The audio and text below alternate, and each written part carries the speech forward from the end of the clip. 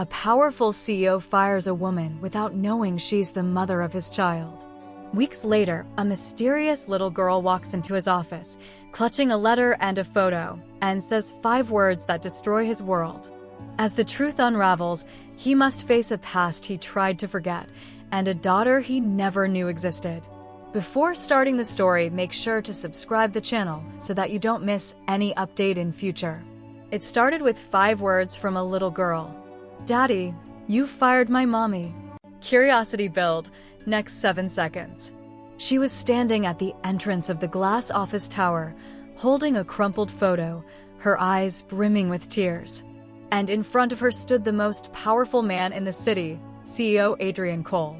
But he had no idea who she was, not yet. A storm had been brewing all morning.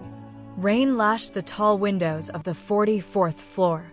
Inside, Adrian Cole was mid-rant, furiously pacing across his luxurious corner office.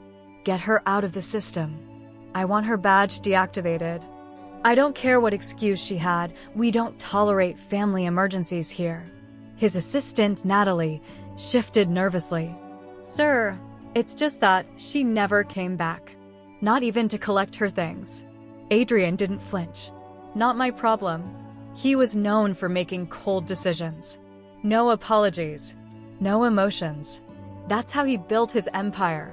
That's how he thought the world worked. Until a knock came at the glass door. He turned.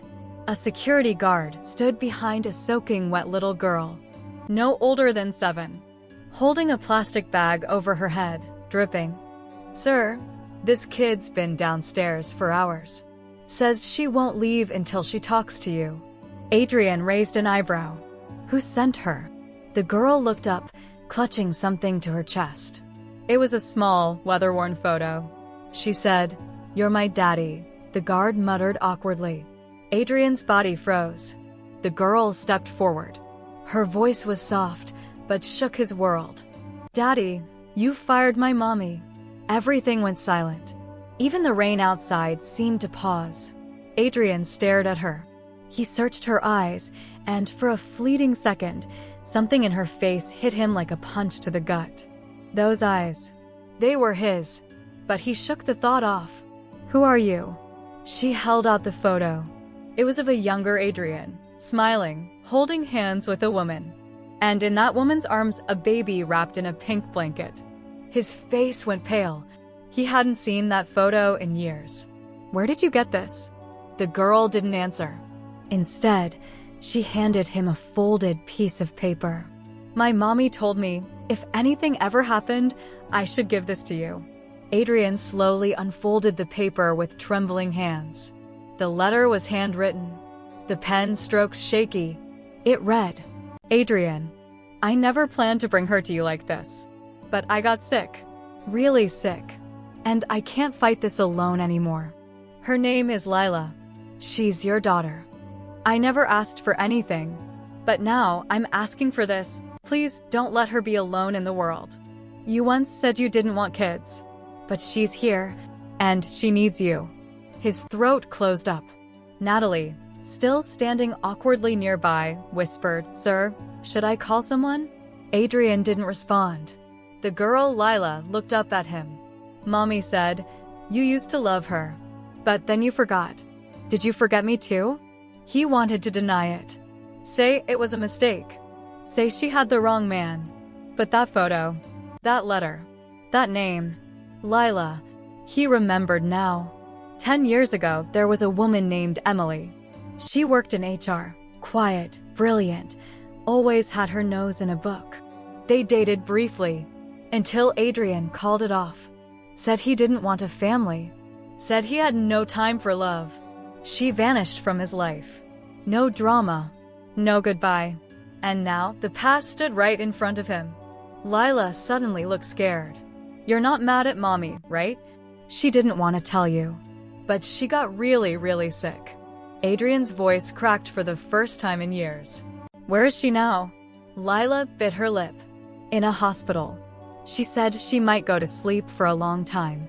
That's why I had to come. Her hands trembled. I walked here, from the hospital. I didn't know where else to go. Adrian sank into his chair like the air had been knocked out of him. This was the man who fired people without blinking. But now a child was showing him what mercy looked like. He reached forward, unsure, his voice barely audible. "Lila, I didn't know. I swear to you, I didn't know." She looked at him, eyes wide, hopeful, and broken. "Will you come see her, Mommy?" Adrian's heart twisted. How could he have been so blind? He stood up slowly, then removed his coat and draped it over her shoulders.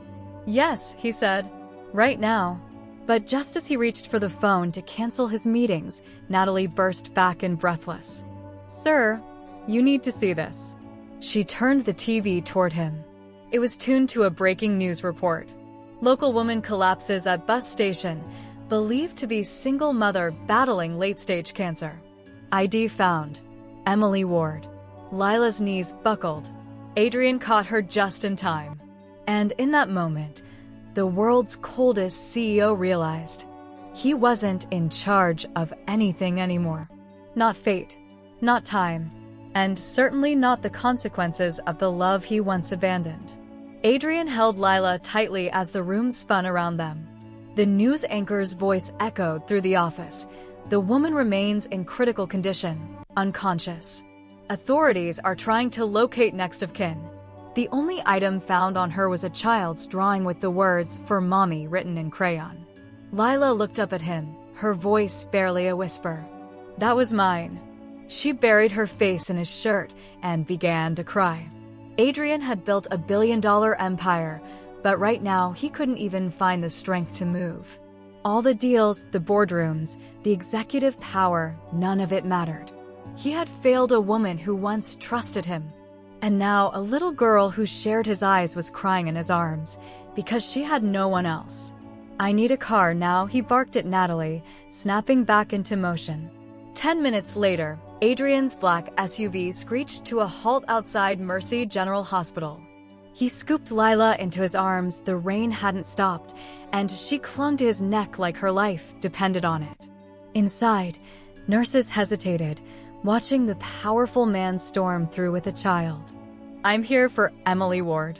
She was brought in this morning." The nurse glanced at the computer. "Your family." Adrian hesitated, then spoke with a voice that trembled for the first time. I'm the father of her child." They were led through a narrow hallway to a dim ICU room. Machines beeped softly. Tubes trailed from a frail body lying motionless on the bed. Emily. The same Emily he remembered, but pale, thin, and fragile. Lila let go of him and rushed to her mother's side. "Mommy, I found him. I found Daddy." Adrian felt something snap inside him. It wasn't guilt. It was something deeper. He had let this happen. Let the woman he once held in his arms go through life alone, raising a child he never met. And now she lay between life and death, and he was possibly too late. The nurse stepped closer. "She's been unconscious since arrival. We're trying to stabilize her, but her cancer's aggressive. The doctors say the next few hours are critical." Adrian stared at Emily, eyes filled with a pain he didn't know he was capable of feeling. Why didn't she tell him? Why didn't he look for her? He walked over to the side of the bed and knelt beside Lila. "Do you want to talk to her?" he asked gently. Lila nodded, tears slipping down her cheeks. She took her mother's hand, tiny fingers wrapping around bone and bandage. "Mommy, he's here. I found him like you said. He didn't know. But he came." She looked up at Adrian. "Tell her, Daddy. Tell her it's okay now." His throat tightened. No word in the dictionary could undo the years he wasn't there. But he had to try. He placed his hand on Emily's and whispered, "I'm sorry. I should have been there. I didn't know. I don't deserve forgiveness, but I swear I'm not leaving her alone. Ever." And then something happened. Emily's eyelids flickered. Lila gasped. She moved. The nurse rushed in, checking vitals, but Adrian didn't hear a word. He leaned closer. Emily's lips parted slightly. Her voice was dry, barely a breath. "Lila." Her eyes opened halfway, blurry, unfocused, until they landed on Adrian. She froze. For a second, she wasn't sure if she was hallucinating. He looked so different. Older, sharper, colder. But the look in his eyes was unmistakable regret. She tried to speak again, but her throat was too dry.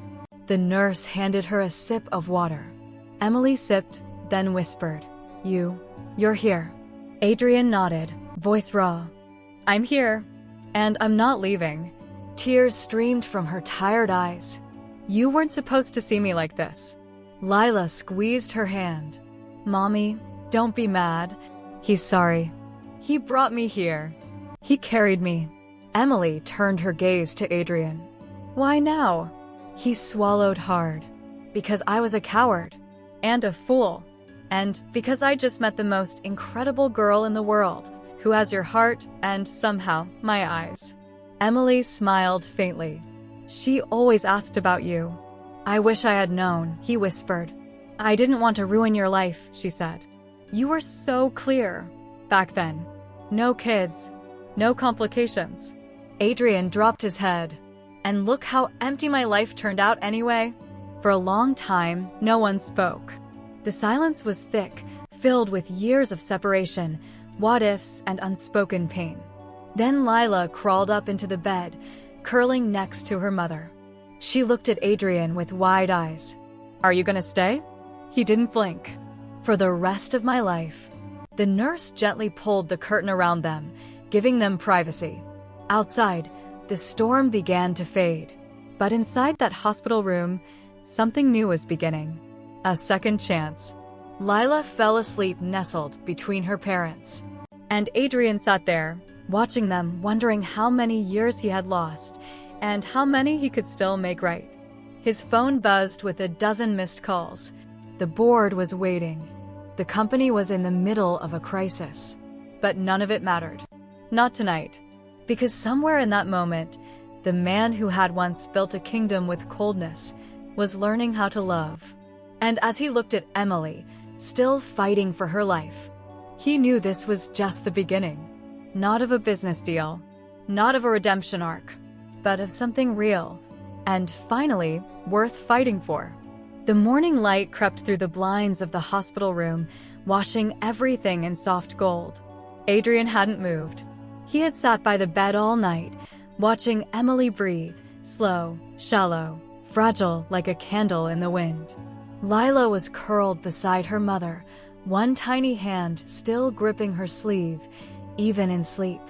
For the first time in his adult life, Adrian Cole missed a board meeting.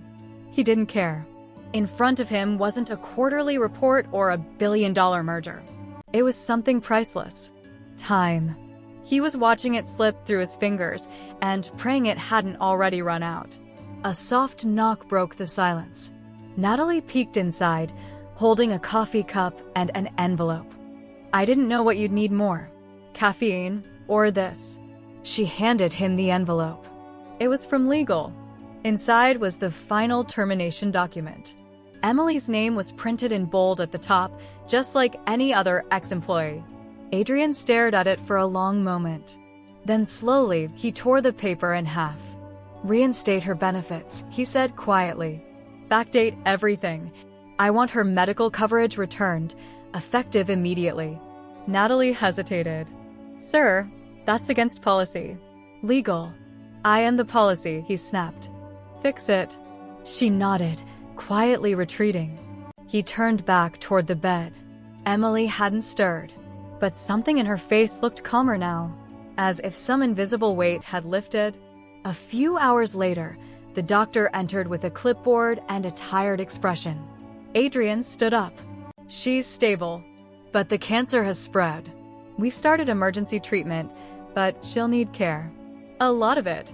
"Give her the best," Adrian said without hesitation. "Private room.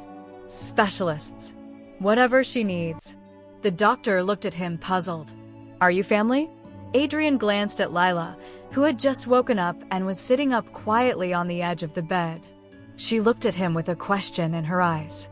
He answered without speaking, walked to her, sat down,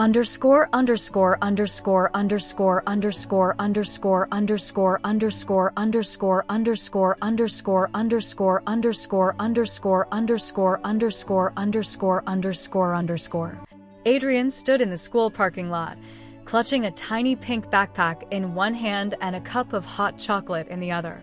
It was raining again. Lila was inside the building, her first official show and tell day. She had insisted on taking a family photo to class, one he barely remembered being in, because in the picture, he wasn't suited up in his usual corporate armor. He was sitting cross-legged on the living room floor, with a macaroni necklace around his neck and Lila giggling beside him. He'd never looked happier. But just across the street, something reminded him he wasn't a normal dad. A black car, tinted windows, a camera lens barely visible behind the glass. They were still watching, still waiting for him to fail. The press hadn't let up. Some called him a hero. Others said it was a PR stunt. Rumors swirled that the board was planning a secret vote to remove him. He didn't care. Not really. But when you've built your entire life on image, it's hard to ignore when that image cracks. The school bell rang. Tiny voices filled the hallways. And then there she was, Lila, running toward him with her backpack bouncing and her arms wide open. "I told everyone about you," she yelled. Adrian crouched and caught her midair. "You did, huh?" She nodded proudly. "I told them my daddy used to be really serious and grumpy. But then I fixed him." He laughed, a full, free laugh that startled even him. "Did they believe you?" he asked. "No," she grinned. "So I told them to Google you." Adrian groaned. "That's dangerous." They walked hand in hand through the parking lot. Rain pattered gently over the umbrella. But before they could reach the car, another voice stopped them. "Mr. Cole." It was the same woman from Child Protective Services. Adrian turned, pulling Lila slightly behind him. "Is something wrong?" She smiled softly. "No. Actually, we just received the results." His breath caught. She handed over a sealed envelope. "Paternity confirmed," she said. "It's official now. No more red tape. You're her father." Fully. Adrian's hands shook as he opened the document. Black ink on white paper. Science validating what his heart had known since the moment Lila said daddy. He blinked hard. The woman looked at him. "She's lucky to have you." "No," Adrian said, his voice firm. "I'm the lucky one." They drove home through the rain, silence humming in the car like a soft song. Lila hummed from the back seat. Adrian glanced at her through the mirror. She looked peaceful. And yet, a storm was brewing somewhere else. Because later that night, Natalie knocked on his apartment door. She looked pale, anxious. "There's going to be a board meeting," she said. "Tomorrow. Emergency session. They're calling for a vote." Adrian didn't even blink. "To remove me?" "Yes." He exhaled. "Expected it." Natalie hesitated. "They're saying you've become distracted." He smiled faintly. "I have. They say you're not who you used to be." "I hope not." She looked away. "Adrian, I need to know. Are you going to fight this?" He didn't answer right away. Instead, he walked over to the couch, where Lila had fallen asleep mid-coloring. Her crayons were scattered across the floor. The drawing was of their home, crooked lines, big hearts, her and him holding hands under a sun wearing sunglasses. He picked it up and stared at it for a long time, then finally turned to Natalie. "No," he said. "I'm not going to fight it." Her mouth fell open. "What?" "But this is your company." "It was my company," he said. "Now? This is my life. You're really just letting it go?" He nodded. "If being a father makes me a worse CEO, then maybe I was never a good man to begin with." Natalie stepped closer. "You do realize what this means?" "Yes." And he did. The next morning, he walked into the boardroom not in a designer suit, but in the same shirt he wore when he first held Lila at the hospital. No tie, no armor, just truth.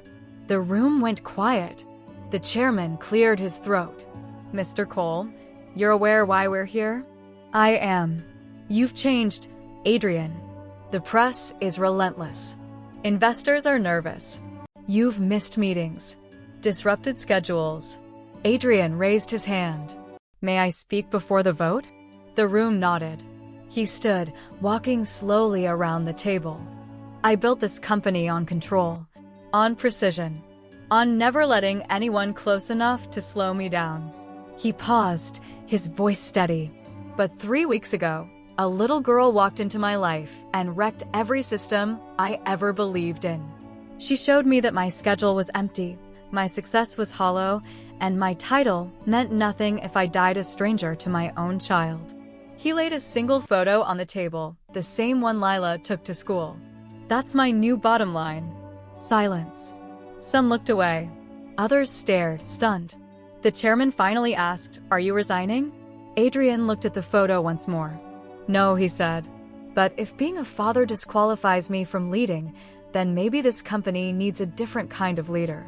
He sat down and waited, hands folded, heart open. They voted. 7 against him, 4 in his favor. It was done. Adrian Cole, the man who once ran a billion-dollar empire, was now jobless.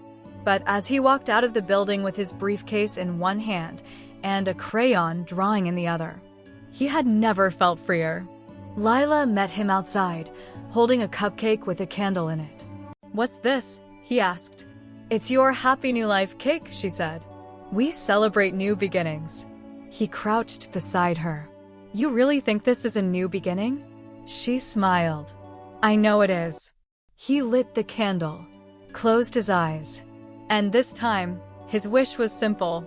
No power, no headlines, no revenge. Just this, just her. And maybe, just maybe, a tomorrow where love finally mattered more than legacy. Sometimes, life gives us a second chance, not to change the past, but to rewrite the future. Adrian had everything: power, success, respect. But it took a little girl with tearful eyes and a single word, "Daddy," to show him what truly matters. Love, presence, redemption. This story reminds us that no title, no wealth, no achievement can replace the quiet power of showing up for the people who need us most. We can't undo lost time, but we can decide what we'll do with the time we have now. Because at the end of it all, legacy isn't built in boardrooms. It's built in bedtime stories, held hands, and promises kept.